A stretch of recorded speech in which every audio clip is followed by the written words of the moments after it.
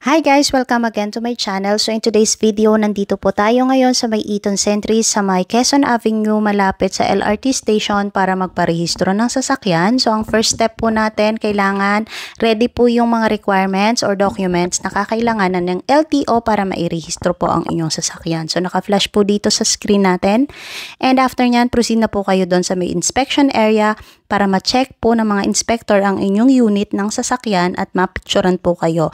After nun, may fill outan po silang form at kapag okay na po, punta na po kayo sa second floor para kayo ay magpatuloy sa inyong pagparehistro ng inyong sasakyan. So, kakailanganin nyo po yung photo na kinuha nila sa inyo dun sa inspection area at kailangan po yung ipaprint dito sa may medical clinic. Meron po dong pwede magpa-print at 20 pesos po yung print nila per photo or per page. So yan, ito po yung itsura ng second floor. Dito po sa may medical clinic, dyan po kayo magpapaprint at isasend nyo po yung photo dun sa kanilang messenger. And proceed po kayo dito sa LTO office para magparehistro na. Tatawagin po yung pangalan at pagkatapos dyan, proceed po kayo dun sa cashier para magbayad. So wala pa pong 30 minutes, natapos na po tayo sa pagpaparehistro. And shout out and thank you po pala sa LTO Quezon City District Office Eaton Centris personnel sa mabilis at walang sagabal na pag-aasikaso or pagpaprocess ng rehistro ng sasakyan. So, ito pong LTO dito ay sila po yung nandun dati sa may Pituaso na nalipat nitong April 2023 dito sa may Eaton Centris Station. So, mabilis lang po dyan.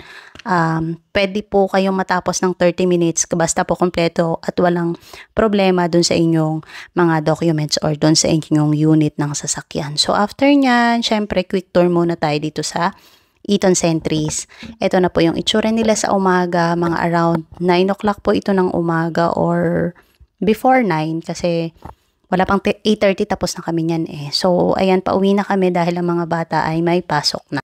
Muli, pwede nyo pong i-like, i-share at mag-comment po kayo sa baba kung ano man po ang pwede nating improve pa sa ating video. At ipapakita ko po maya-maya lamang ang kanilang parking area kung saan pwede nyo pong iwan ang inyong sasakyan habang kayo ay nag-aasikaso ng inyong pagpaparehistro ng sasakyan. So, ito po yung parking space nila, medyo malawak at nung time na nagpunta kami dyan, wala pa masyadong nakapark kasi nga maaga pa ang aming pagpunta ng LTO. So, ang parking fee po nila is 50 pesos per hour. So, depende po kung kaano kayo katagal sa pagstay dito sa may Eaton Centris. Yung mga kainan dito nung kami pumunta, ang iba ay sarado pa dahil nga maaga pa.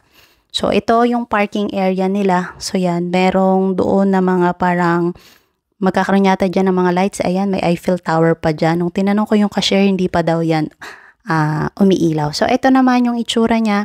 Kapag papasok kayo, or kami na this time is palabas na. So, ayan lang.